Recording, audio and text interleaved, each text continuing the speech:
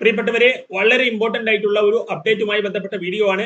Recent ആയിട്ട് ഇപ്പം കമന്റുകളിലൊക്കെ ഒരുപാട് പേര് ചോദിക്കുന്ന കാര്യമാണ്. +1 ഇംപ്രൂവ്മെന്റ് റിസൾട്ട് വന്നു, ഇനിയിപ്പോ റീവാലേഷൻ കൊടുത്താൽ മാർക്ക് കൂടാൻ സാധ്യതയുണ്ടോ, കൂടിക്കഴിഞ്ഞാൽ തന്നെ എത്ര മാർക്ക് അതിനകത്ത് കൂടും എന്നുള്ള രീതിയിലൊക്കെ. സോ അതുകൊണ്ട് തന്നെ ഈ ഫീൽഡുമായി ബന്ധപ്പെട്ട് അതിനകത്ത് നിങ്ങൾക്ക് ഇപ്പം ഫസ്റ്റ് ടൈം ആയിരിക്കും, പക്ഷെ നമുക്ക് ഇതിനകത്ത് മുൻ വർഷങ്ങളിലൊക്കെ ഇതുമായി ബന്ധപ്പെട്ട് നമ്മൾ സ്റ്റുഡൻസുമായിട്ട് ഇന്ററാക്ട് ചെയ്യുന്നത് കൊണ്ട് തന്നെ ഇത്തരം നമ്മുടെ എക്സ്പീരിയൻസ് ആണ് ഈ വീഡിയോയിൽ. ഇതിനകത്ത് ഞാൻ എന്റെ എക്സ്പീരിയൻസ് ആണ് പറയുന്നത്.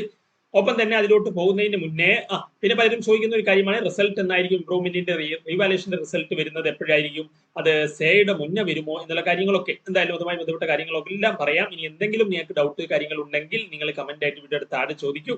അപ്പം കമന്റിന് മറുപടി ആയിട്ടോ അല്ലെങ്കിൽ വീഡിയോകളായിട്ടോ ഒക്കെ അതിനകത്ത് നമുക്ക് ചെയ്യാം. ഒപ്പം തന്നെ നിങ്ങളുടെ പിന്തുണയാണ്, സപ്പോർട്ടാണ് എല്ലാം എല്ലാം എല്ലാം. അപ്പം ഇതുവരെ നമ്മളിപ്പം 5K എത്താനായി. അപ്പൊ നിങ്ങളുടെ പിന്തുണ കൊണ്ടാണ് അതെല്ലാം നമുക്ക് സാധിച്ചിട്ടുള്ളത്. അപ്പൊ തുടർന്ന് നിങ്ങളുടെ പിന്തുണ പ്രതീക്ഷിക്കുന്നു. Like, comment, share, subscription maximum നിങ്ങളുടെ ഫ്രണ്ട്സുകളോട്ടൊക്കെ ഷെയർ ചെയ്യുക.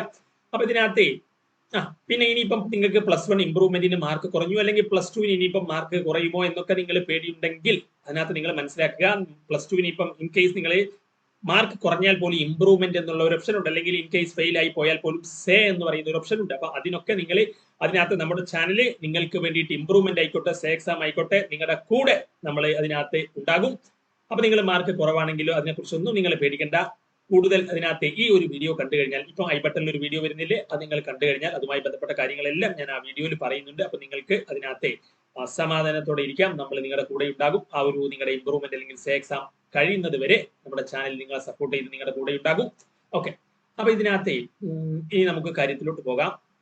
മുൻ വർഷങ്ങളിൽ ഇതിനകത്ത് ഇതുമായി ബന്ധപ്പെട്ട് നമുക്ക് സ്റ്റുഡൻസിന്റെ ആ ഒരു എക്സ്പീരിയൻസ് എന്ന് പറയുന്നത് മാർക്ക് കൂടാറുണ്ട്. പക്ഷെ നിങ്ങൾ മനസ്സിലാക്കേണ്ട ഒരു കാര്യം, പലപ്പോഴും എന്താണ്, എക്സാം കഴിഞ്ഞ ഉടനെ പലരും പറയുന്ന ഒരു കാര്യം, ഇപ്പം സപ്പോസ് ഫിസിക്സ് +1 ഫിസിക്സിന്റെ എക്സാം നിങ്ങൾ ഇംപ്രൂവ്മെന്റ് എഴുതി എന്ന് വിചാരിക്കുക. അതങ്ങ് കഴിഞ്ഞാൽ നിങ്ങൾ പറയുന്നത് ഇനി അതിനെക്കുറിച്ച് അങ്ങ് നോക്കണ്ട എന്ന് പറഞ്ഞിട്ട് അതിന്റെ എത്ര എഴുതിയെന്നോ എത്ര മാർക്ക് ഉണ്ടാകുമെന്നോ ഒന്നൊന്നും ഒരു അറിവില്ലാണ്ട് പിന്നെ അതിനെക്കുറിച്ച് അങ്ങ് മറന്നുപോകും.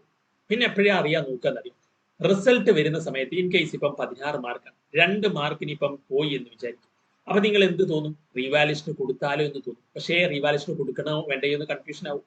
പക്ഷെ നിങ്ങൾ ആ എക്സാം കഴിഞ്ഞ ഉടനെ തന്നെ അതിലെ കംപ്ലീറ്റ് നിങ്ങൾ എന്ത് ചെയ്യുക, ഒന്ന് അനലൈസ് ചെയ്തിട്ട് ഏതൊക്കെ ക്വസ്റ്റ്യൻ നിങ്ങൾ ആൻസർ ചെയ്തു, നിങ്ങൾ എത്ര മാർക്ക് പ്രതീക്ഷിക്കുന്നുണ്ട്, അത് കിട്ടുമോ ഇല്ലയോ എന്ന് നോക്കി വെച്ചിരുന്നെങ്കിൽ ഇപ്പൊ നിങ്ങൾക്ക് അതിനകത്ത് ഇനി റീവാലേഷൻ കൊടുത്താൽ, ഇപ്പൊ നിങ്ങൾ നല്ല മാർക്ക് നിങ്ങൾ അത്യാവശ്യം എഴുതിയിട്ടുണ്ട്, നിങ്ങൾ അതിനകത്ത് നല്ല മാർക്ക് പ്രതീക്ഷിക്കുന്നുണ്ട്, പക്ഷെ വന്നപ്പം അതിനകത്ത് മാർക്ക് കുറവായിട്ടാണ് വന്നത്. അങ്ങനെ ഒരുപാട് കേസുകൾ വരാറുണ്ട്, വലിയ വ്യത്യാസം വരാറുണ്ട്. ചിലർ വാല്യൂ ചെയ്യുമ്പോൾ 16 ഡബിൾ വാല്യൂഷൻ ഒക്കെ ഉള്ള സബ്ജക്റ്റിൽ അതിനകത്ത് ചില കേസിൽ ഇപ്പം 12 മാർക്ക്, ചിലർ വാല്യൂ ചെയ്യുമ്പോൾ അത് 18 മാർക്ക്, അങ്ങനെ അതിന്റെ ആവറേജ് എടുത്തിട്ട് അതിനകത്ത് അങ്ങനെ മാർക്കുകൾ പിന്നെ സ്കോർ വരിക.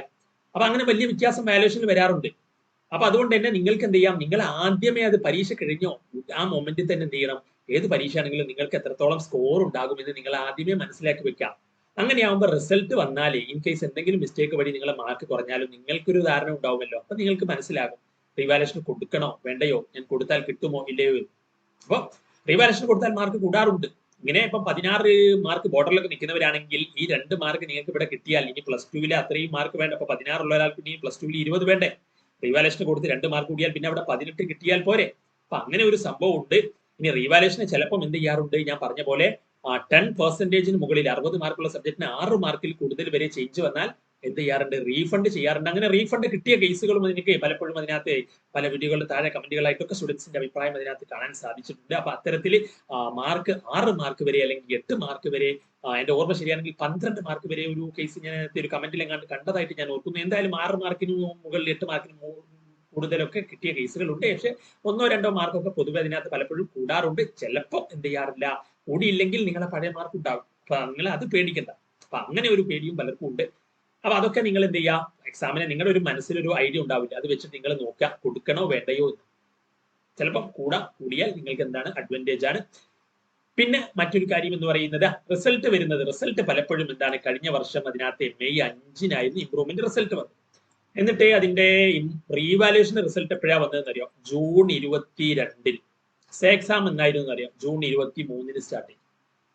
അപ്പൊ സേ എക്സാമിന് തൊട്ട് മുന്നേ വന്നു. അപ്പൊ നിങ്ങൾ എന്ത് ചെയ്യണം, +2 റിസൾട്ട് വന്നാലും നിങ്ങൾക്ക് മാർക്ക് ഇല്ലെങ്കിൽ ഇംപ്രൂവ്മെന്റ് അല്ലെങ്കിൽ സേക്ക് വേണ്ടി നിങ്ങൾ പ്രിപ്പയർ ചെയ്യാം.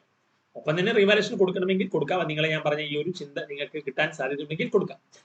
പിന്നെ ഇത്തവണ അതിനകത്ത് മെയ് 8-നല്ലേ റിസൾട്ട് വന്നത്. അങ്ങനെയാണെങ്കിൽ ഇത്തവണ എപ്പോഴായിരിക്കും റീവാലുവേഷൻ വരിക? റീവാലുവേഷന്റെ റിസൾട്ട് മിക്കവാറും ഒരു 40-45 ദിവസമൊക്കെ എടുക്കാറുണ്ട്.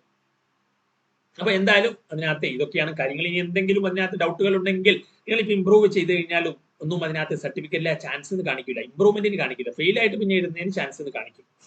അപ്പൊ അതൊക്കെയാണ്. അപ്പൊ അങ്ങനെ ഒരു ഡൗട്ടും പലരും ചോദിക്കുന്നത് കണ്ടു. അപ്പൊ എന്തായാലും ഇത്തരത്തിൽ നിങ്ങളുടെ ഡൗട്ടുകൾ എന്തെങ്കിലും ഉണ്ടെങ്കിൽ നിങ്ങൾ എന്ത് ചെയ്യുക, വീഡിയോയുടെ താഴെ കമന്റ് ചെയ്യുക. അതുപോലെ തന്നെ +2 റിസൾട്ട് നമ്മൾ പറഞ്ഞല്ലോ, അതിനകത്ത് മാറ്റം വന്നിട്ടുണ്ട്.